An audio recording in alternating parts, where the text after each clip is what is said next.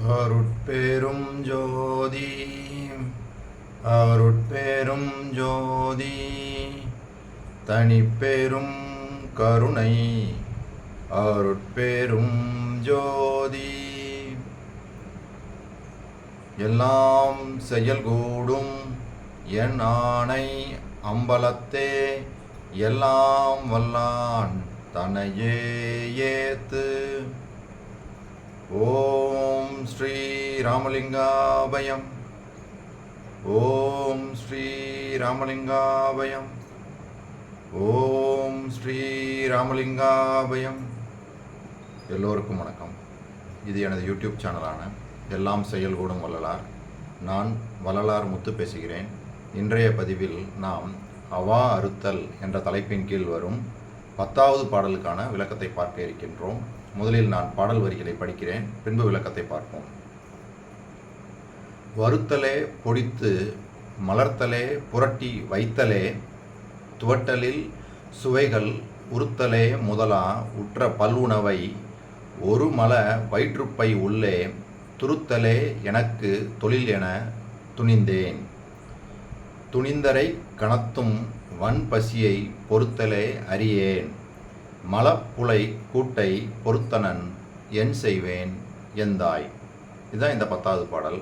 இதுக்கு விளக்கம்: எந்தை பெருமானே, உணவுகளை சுவைக்காக வறுத்தல், பொடி செய்தல், மலர்த்தல், புரட்டி வைத்தல் செய்தல், துவட்டல் செய்தல் முதலிய வகைகளாக செய்து மலம் நிரம்பிய ஒரு வயிற்று பைக்குள் நிறைப்பதே எனது தொழிலாக கொண்டவனாகவும், இச்சுவைக்கு அடிமைப்பட்டவனாதலால் அரைக்கணமும் கொடிய பசி நோயை பொறுக்க மாட்டாதவனாகவும் இருக்கும் இத்தகைய நான் புலால் நாரும் இந்த மலக்கூடாகிய உடம்பை சுமப்பதை தவிர வேறு என்ன செய்வேன் அப்படின்னு தான் இந்த அவருடைய அந்த இயலாமையை அப்படியே வெளிப்படுத்துகிறாங்க. நம்மளுடைய இயலாமை தான் அவருடைய இயலாமையாக எடுத்துக்கொண்டு கடவுளிடம் நான் இப்படிலாம் இருக்கிறேனே, அதாவது வறுத்தல் செய்த உணவுகள், அந்த புரட்டி, அதாவது சுவைக்காக வறுத்தல் செய்தல், பொடி செய்தல், மலர்த்தல், புரட்டி வைத்தல் செய்தல், தோட்டல் செய்தல், இந்த மாதிரி நம்ம பதார்த்தங்கள் பலவிதமாக செய்து உண்கின்றோம். அதுதான் அவங்க சொல்கிறாங்க, அந்த ருசிக்காக பலவிதமாக நாம் விதவிதமான முறைகளில் செஞ்சு உணவு உண்கின்றோம். அதை சொல்கிறாங்க. அதுவும் இந்த மலம் நிரம்பிய ஒரு வயிற்று பைக்குள்ளே நிறைப்பதையே எனது தொழிலாக கொண்டுள்ளேன். எப்படியாவது வயிற்றை நிரப்பணும். அதுவும் சுவையாக சாப்பிட்டோம்னா மனம் இன்னும் திருப்தி அடையுது. அதுக்காக நம்ம என்ன செய்கிறோம், வெரைட்டியாக சாப்பிட்டு வயிற்றை மலப்பை அதை நிரப்புகிறோம் அப்படின்றாங்க. இச்சுவைக்கு அடிமைப்பட்டவனாதலால் அரைகணமும் கொடிய பசி நோயை பொறுக்க மாட்டாதவனாக இருக்கின்றேன். அப்போ கொஞ்ச நேரம் நம்ம அந்த டைம் இருக்குது, அது வரைக்கும் நம்மளால் தாங்க முடியுது. ரொம்ப பசி அந்த உணவு ரெடி ஆகிறது, தயாராகிறதுக்கு சமயம் எடுக்குதுன்னு வச்சுக்கோங்க. உடனே நம்மளால் பொறுக்க முடியல. உடனே ஒரு டென்ஷன் ஆகிடுறோம். என்ன இன்னும் ரெடி ஆகலையா, சீக்கிரமாக கொண்டு வா அப்படின்னு சொல்லி பசியை பொறுக்க மாட்டாதவனாக தான் நம்ம இருக்கிறோம். அதோடு கூட நான் இந்த புலால் நாரும் மலக்கூடாகிய உடம்பை சுமப்பதை தவிர வேறு என்ன செய்வேன். நம்மெல்லாம் இந்த உடம்பை தான் சாப்பிட்டு உடம்பை தான் வளர்க்குறோம். அதுதான் உண்மையாகவும் இருக்குது. இன்றைக்கி என்ன செய்கிறோம், நல்லா சாப்பிட்றோம்னா சுவையாக சாப்பிட்றோம், வயிறு ஃபுல்லாக சாப்பிட்றோம், அதை தொடச்சி நல்லா தூங்குகிறோம், பொருள் தேடுவதற்காக போகிறோம். ஆனால் இதை நம்ம விடுறதே இல்லை. நன்காக சாப்பிட்டு உறங்கணும். இதுதான் நம்மளுடைய ரொம்ப முக்கியமான இதாக இருக்குது. இப்போ வாழ்க்கையில் எல்லோரும் நல்ல உணவு கிடைக்கல அப்படின்னா ரொம்ப சோர்ந்து போயிடுறாங்க. இப்போ சில இடங்கள்ல போய் உணவு கிடைக்கலன்னா சாப்பாடு சரியில்லைப்பா அப்படின்னு சொல்ல ஆரம்பிச்சிடுறாங்க. அதனாலேயே அவங்களால அந்த ஈடுபாடோடு இருக்க மாட்டாங்க. அதுதான் உண்மை. அப்போ உணவு அதுவும் சுவையான உணவுகள் மனிதனுக்கு அதுக்குள்ளே போய் நம்ம போயிட்டோம். அதனால வயிறு நிறைய சுவையான உணவுகளை சாப்பிடணும். அது சத்தான உணவாக புழுக்காத உணவாக சாப்பிடணும் வள்ளல் பெருமான் சொல்கிறாங்க. புழுக்காத உணவுகள் அப்படின்னா கெட்டு போகாமல் புழு வைக்காத உணவுகள் அப்படின்றதெல்லாம் இருக்குது. அதை வந்து நம்ம தெரிஞ்சு சாப்பிடணும். அதுக்கு வந்து எக்ஸாம்பிளாக சொல்கிறாங்க, தேன், இது வந்து நாட்டு சக்கரை, கல்கண்டு, இதெல்லாம் பார்த்திங்கன்னு வச்சுக்கோங்களேன் கிடவே கிடாது, ரொம்ப நாளைக்கு கிடாது. இந்த மாதிரி உணவுகள்லாம் நம்ம சாப்பிட சொல்கிறாங்க. அதுவும் இல்லாமல் அவர் சொல்லியிருக்க உணவு முறைகள் அது எல்லாமே வந்து ரொம்ப சத்தை கொடுக்கக்கூடிய உணவுகள். அதே மாதிரி உடம்பு சூட்டையும் குறைக்காமல் வச்சுருக்கக்கூடிய உணவுகள். அவசியம் அதை தான் நம்ம சாப்பிடணும். மற்ற உணவுகள் எல்லாம் நம்ம சாப்பிட்டோம் அப்படின்னா அதெல்லாம் புழுக்கக்கூடிய உணவுகள். அந்த உணவுகள்லாம் நம்ம உள்ளே போச்சு அப்படின்னா என்ன ஆகும் அப்படின்னா அப்படியே மலமாக தான் வெளியே வரும். என்ன சாப்பிட்றோமோ அப்படி தான் போகும். அது சத்தாக உடம்புக்கு தேவையானதை அது கொடுக்காது. அதுதான் வந்து அவர் வந்து ஊரமுதுன்னு சொல்கிறாங்க பார்த்தீங்களா, முன்னாடி பாட்டில் பார்த்தோம். ஊரமுது உண்டு ஒளியாதே அந்தோ. அப்போ ஆறமுதை சாப்பிட சொல்கிறாங்க. அந்த ஆறமுது எப்படி கிடைக்கும் அப்படின்னு பார்த்தோம்னா, வள்ளல் பெருமான் ஈரமும் அன்பும் கொண்டு இன்னருள் பெற்றேன் அப்படின்றாங்க. இப்போ ஈரம் ஜீவகாருண்யமும் இறைவன் மீது பக்தி ஆகிய அந்த அன்பு, இதை வச்சு தான் நான் இன்னருளை பெற்றுக்கொண்டேன் அப்படின்றாங்க. என் மார்க்கம் இரவாத சன்மார்க்கம் தோழி அப்படின்னு சொல்லிட்டு அந்த ஆறமுது எப்படி கிடைக்கும்னா இது ரெண்டில் தான் நான் பெற்றுக்கொண்டேன்றாங்க. ஈரமும் அன்பும், ஜீவகாருண்யமும் கடவுள் மேல் அன்பாகிய பக்தியும், இது ரெண்டை வச்சு தான் பெற்றுக்கொண்டேன்னாங்க. அப்படின்னா என்ன அர்த்தம்? நாம் இதில் வந்து தீவிரமான முயற்சிகள் இருக்கணும். ஜீவகாருண்யத்துலேயும் கடவுள் மீது அன்பு செய்வதிலையும் நம்ம வந்து எவ்வளவுக்கு எவ்வளவு அதிகமான முயற்சிகள் தீவிரமாக இருக்குதோ அப்போ நம்மளுக்கு வந்து இந்த ஆறமுது கிடைக்க ஆரம்பிச்சிடும். வள்ளல் பெருமான் எப்படி தான் பெற்றுக்கொண்டாங்க அப்படின்னு தான் தெளிவாகுது. சரி, அதை பார்ப்போம். வள்ளல் பெருமான் எப்படி இந்த நிலைக்கு வந்தாங்க அப்படின்றத சான்றாகவே பார்ப்போம்.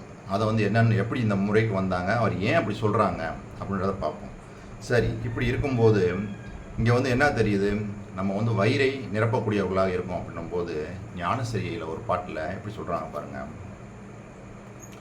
கண்டதெல்லாம் அனித்தியமே, கேட்டதெல்லாம் பழுதே, கற்றதெல்லாம் பொய்யே, நீர் கழித்ததெல்லாம் வீணே, உண்டதெல்லாம் மலமே, உட்கொண்டதெல்லாம் குறையே, உலகியலீர் இதுவரையும் உண்மை அறிந்திலிரே, விண்டதனால் என் இனி நீர் சமரச சன்மார்க்க மெய்நெறியை கடைப்பிடித்து மெய்ப்பொருள் நன்குணர்ந்தே எண்டகு சிற்றம்பலத்தே எந்தை அருள் அடைமின் இரவாத வரம் பெறலாம் இன்புறலாமே அப்படின்னு இந்த பாடல் அருமையாக சொல்லியிருக்காங்க. என்ன சொல்கிறாங்க? கண்டதெல்லாம் அனித்தியம், கேட்டதெல்லாம் பழுது, கற்றதெல்லாம் பொய், நீர் கழித்ததெல்லாம் வீண், உண்டதெல்லாம் மலமே, உட்கொண்டதெல்லாம் குறையே, உலகியலீர் இதுவரை உண்மை அறிந்திலீரே. பாருங்கள், இதுக்கு மேலே நான் எதுவுமே விளக்கமே சொல்ல தேவையில்லை. அப்படிங்க வந்து உண்டதெல்லாம் மலமே. இப்போ என்ன நடந்துக்கிட்டு இருக்குது அதான் நடக்குது. நல்லா சாப்பிட்றோம், அது எல்லாம் மலமாக தான் வெளியே போகுது. சத்துன்னு கோழியில் ஒரு பங்கு கூட நம்ம உடம்புல சேர்றதில்ல, கொஞ்சம் ஒன்றா சேருது. அதை வச்சு தான் நம்ம ஓடிக்கிட்டு இருக்கு. அதனால தான் மரணம் வர்றதுக்கு காரணம் அதுதான். அப்போ வந்து இந்த வெளியிலேருந்து நம்ம உணவை எடுத்து உள்ளே வயிற்றை நெப்பிக்கிட்டே இருந்தோம் அப்படின்னா மரணம் சம்பவிக்கும். அதில் எந்த மாற்று கருத்தும் இல்லை. இதுக்கு முன்னாடி நல்லா இந்த மாதிரி சாப்பிட்டவங்க எல்லாருமே இறந்து போயிட்டாங்க. இதுதான் சாம்பிள். இதுதான் வந்து கண்கூடாக நாம் பார்க்கக்கூடிய உண்மை. இந்த உண்மையை நம்ம தெரிஞ்சிருந்தோம், திரும்ப நம்மளும் அதே தான் செய்கிறோம். வள்ளல் பெருமான் ஏன் இந்த அவாரத்தில் ஃபுல்லாக இந்த உணவை பற்றி திரும்ப திரும்ப சொல்லிக்கிட்டே வர்றாங்க அப்படின்னா, அவர் வந்து பொழுதுபோக்குக்காக சொல்லலை. இதில் வந்து உண்மை இருக்குது, மிகப்பெரிய உண்மை இதுக்குள்ளே ஒளிஞ்சிருக்கு. அதைத்தான் வள்ளல் பெருமான் வெளியே கொண்டு வர்றதுக்கு தான் பல விதமாக சொல்லிட்டு வராங்க. ஏன் இதுக்குள்ளே இவ்வளோ பெரிய உண்மை இருக்குன்றதை நான் இப்போ சொல்ல போகிறேன். இப்போ இந்த வயிற்றை நெப்பி நம்ம ஊரமுது செஞ்சோம்னா இறந்து போயிடுறோம். அப்போ ஆறமுதை சாப்பிட சொல்கிறாங்க. அதுக்கு வந்து அருமையாக வந்து சொல்லிட்டாங்க, ஈரமும் அன்பும் கொண்டு இன்னருள் பெற்றேன் அப்படின்ட்டாங்க. அப்போ அதில் நம்ம தீவிரமாக இருக்க ஆறமுது கிடச்சிரும். ஆறமுது கிடச்சா மரணம் சம்பவிக்காது. இதுதான் தெளிவாயிருது. சரி, அப்போ இப்படி சொன்னாங்கல்ல, உண்டதெல்லாம் மலமே. அப்போ என் இனி நீர், அதை விண்டதனால் என் இனி நீர் சமரச சன்மார்க்க மெய்நெறியை கடைப்பிடித்து மெய்ப்பொருள் நன்கு உணர்ந்து எண்டகு சிற்றம்பலத்தே எந்தை அருள் அடைமின் இரவாத வரம் பெறலாம் இன்புறலாமே. அப்போ சமரச சுத்த சன்மார்க்க இந்த நெறிக்கு வந்தால் அதில் சொல்லியிருக்க விஷயங்களை எல்லாம் நீங்கள் பயின்று வந்தால் இரவாத வரத்தை பெறலாம் அப்படின்னு சொன்னாங்களா. சொன்னவங்க அப்படியே பாருங்கள், இன்னொரு பாட்டில் அருமையாக சொல்கிறாங்க. இதுவும் பாருங்கள், ஓவுரா துயர் செய்யும் உடம்புதான் என்றும் சாவுராது இன்பமே சார்ந்து வாழலாம். அதாவது இது வந்து பலவிதமான துன்பங்களை கொடுக்கக்கூடிய உடம்பு தான், இருந்தபோதும் இந்த உடம்பை வச்சே சாவாமல் இன்பமாக வாழ்ந்திடலாம் அப்படின்னு சொல்கிறாங்க. சொன்னவங்க அடுத்து, பொத்திய மலப்பினி புழுக்குரம்பை தான் சித்தியல் சுத்த சன்மார்க்க சேர்ப்பினால் நித்தியமாகியே திகழும் என்பது சத்தியம் சத்தியம் சத்தியம் சகத்துளிரே. 3 தடவை சத்தியம் பண்ணி சொல்கிறாங்க. ஒரு மகான் 3 தடவை சத்தியம் பண்ணி சொல்கிறதுக்கு என்ன அவசியம் அப்படின்னு சொல்லி பார்த்தோம்னா, நம்ம கேட்க மாட்டோம் அப்படின்னு தான் இத்தனை சத்தியம் பண்ணுறாங்க. பொத்திய மலப்பினி புழுக்குரம்பை தான், இது வந்து ஒரு மலம் உண்டாகக்கூடிய இந்த உடம்பு தான், இருந்தாலுமே இது வந்து சித்தியல் சுத்த சன்மார்க்க சேர்ப்பினால் அப்படின்னு என்ன அர்த்தம்? ஏற்கனவே அதில் சொன்ன மாதிரி சுத்த சன்மார்க்கத்தில் நம்ம பயின்று வந்து அதில் சேருவதனால் நித்தியமாகியே திகழும் என்பது சத்தியம் சத்தியம் சத்தியம் ஜகத்துலரே. இப்போ என்ன சொல்கிறாங்க, சுத்த சன்மார்க்கத்தில் சேர்ந்து அதில் சொல்லியிருக்க விஷயங்களை எல்லாம் நீங்கள் முழுவதுமாக கடைபிடித்தீர்களானால் நித்தியமாகியே திகழும் என்பது சத்தியம் சத்தியம் சகத்துலரே. தெளிவாக சொல்லிட்டாங்க. அப்போ வள்ளல் பெருமான் சுத்த சன்மார்க்கத்தில் எல்லா விஷயங்களையும் சொல்லியிருக்கிறாங்க. நம்ம இதுவரைக்கும் பார்த்துட்டு வந்திருக்கிறோம். ஜீவகாருண்ய ஒழுக்கத்தில் தொடங்கி ஜீவகாருண்ய ஒழுக்கத்தினால தான் கடவுள் அருளை பெற்றுக்கொள்ள முடியும் அப்படின்னு சொல்லி தெளிவாக சொன்னாங்க. அந்த அருளை பெற்றுக்கொண்டவங்க பக்குவியர்களாக இருக்கும்போது அந்த அருள் வெளிப்படும் போது அவங்களுக்கு முத்தேக சித்தியும் அப்பயே கிடச்சிரும் அப்படின்றாங்க. அப்போ அபக்குவிகளாக இருக்கிறவங்க அந்த ராக துவேஷாதிகள் என்று சொல்லக்கூடிய செயற்கை குணங்களை எல்லாம் நீக்கி கொண்டால் பக்குவிகளாக மாறிடலாம். மாறும்போது கடவுளுடைய அருள் வெளிப்படும் போது முத்தேக சித்தியும் கிடச்சிரும் அப்படின்னு தெளிவாக தான் சொல்கிறாங்க. அப்போ இந்த அளவுக்கு வள்ளல் பெருமான் போதிக்கக்கூடிய இந்த சுத்த சன்மார்க்க நெறி இதனுடைய அடையாளம் என்னன்னு பார்த்தோம்னா, நம்ம 3 விதமான அந்த தேகங்களை பெற்றுக்கொள்ளணும். சுத்த தேகம், பிரணவ தேகம், ஞான ஒளி தேகம். இது 3ஐயும் பெற்றுக்கொள்ள வேண்டும் தான் சுத்த சன்மார்க்கம் போதிக்குது. இதுக்குண்டான வழிமுறைகளை தான் சொல்லிட்டு வருது. எங்கேயும் வள்ளல் பெருமான் அதை தான் சொல்கிறாங்க. பொத்திய மல பிணி புழுக்குரம்பை தான் சித்தியல் சுத்த சன்மார்க்க சேர்ப்பினால் நித்தியமாகியே திகழும் என்பது சத்தியம் சத்தியம் சத்தியம் சகத்துளிரே.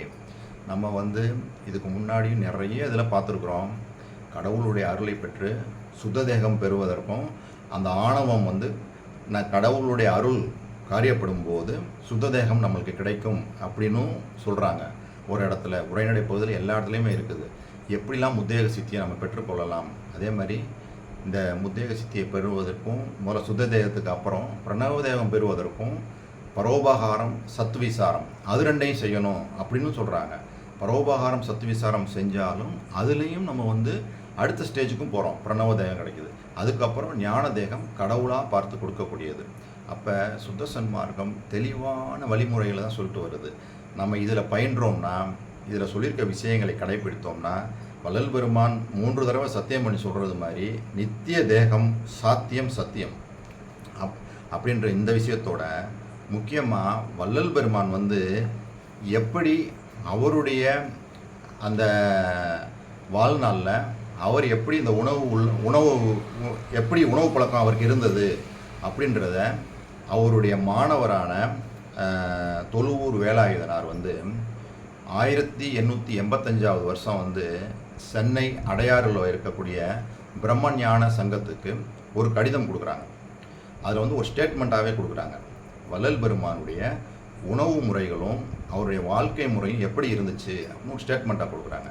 அதில் வந்து தெளிவாகுது, அவர் என்ன சொன்னாரோ அதை செஞ்சுருக்காங்க. அதைத்தான் வந்து அவருடைய கூடவே இருந்த மாணவர் வந்து அங்கே வந்து சொல்லியிருக்காங்க. வள்ளல் பெருமான் நேராக பார்த்தவங்க, கூடவே இருந்து பணிவிடை செய்தவங்க, அவங்க வந்து தெளிவான இந்த ஸ்டேட்மெண்ட்டை கொடுத்துருக்காங்க. என்ன ஸ்டேட்மெண்ட்டு? வள்ளல் பெருமான் சொன்னது என்னது? அவருடைய வாக்கு, ஈரமும் அன்பும் கொண்டு இன்னருள் பெற்றேன், என் மார்க்கம் இரவாத சன்மார்க்கம் தோழி அப்படின்னு சொன்னவங்க அடுத்தே என்ன சொல்கிறாங்க?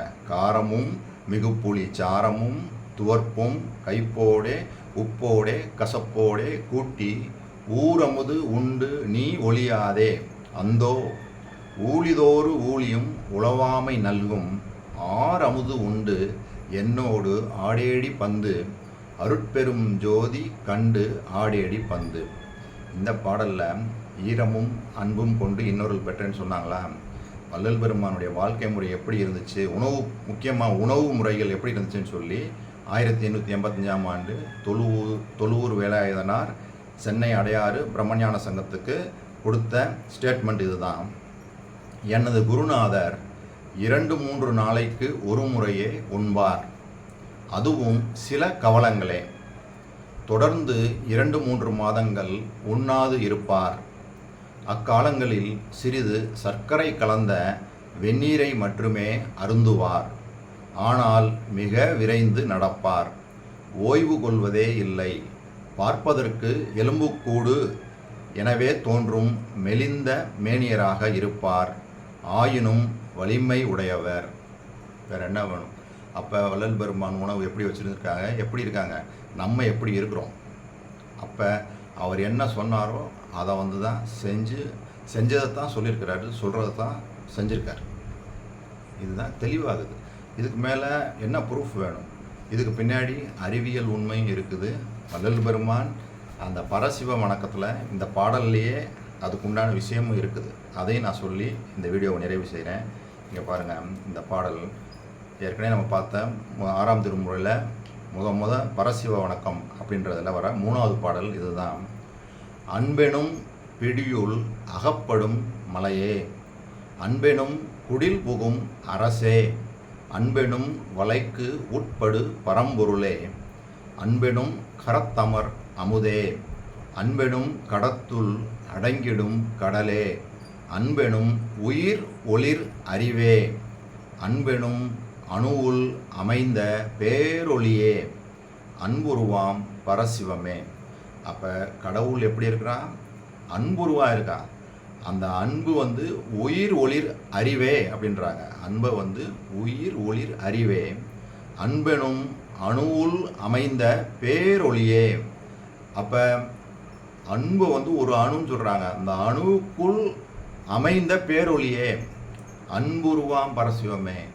அப்போ கடவுள் அன்பு. திருவள்ளுவர் எப்படி சொல்கிறாங்க? அன்பின் வலியது உயிர்நிலை, அக்திலார்க்கு என்புதோல் போர்த்திய உடம்பு அப்படின்றாங்க. அப்போ அன்பு தான், உயிருடைய தன்மை அன்பாக தான் இருக்குது. அப்போ இங்கே என்ன சொல்கிறாங்க? ஈரமும் அன்பும் கொண்டு இன்னருள் பெற்றேன், தெளிவாக சொல்கிறாங்களா? அப்போ வள்ளல் பெருமான் எப்படி சொல்கிறாங்க பாருங்கள். அப்போ எந்த அளவுக்கு அந்த அன்பு அப்படின்னா, அந்த அன்பெனும் அணுவுள் அமைந்த பேரொளியே. அப்போ இந்த வரிகளையும் பாருங்களேன். இந்த ஈரமும் அன்பும் கொண்டேன் இந்த பாடல்லையும் அவங்க சொன்னதை அப்படியே எடுத்துக்கிட்டோம்னு வச்சுக்கோங்களேன், தெளிவாயிரும். அருமையாக சொல்கிறாங்க. எப்படின்னு பாருங்கள்.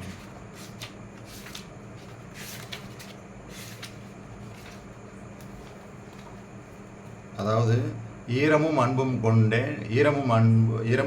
கொண்டு இன்னொருள் பெற்றேன், எனது மார்க்கம் இரவாத சன்மார்க்கம் தோழின்னு சொன்னாங்களா.